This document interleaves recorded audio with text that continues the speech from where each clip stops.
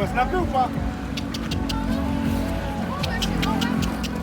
Tu vas snapper ou pas? Ouais.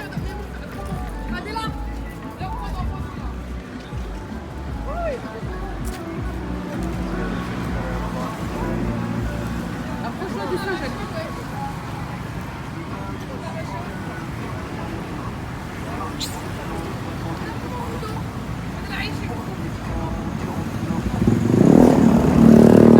Voilà celui qui est devant toi.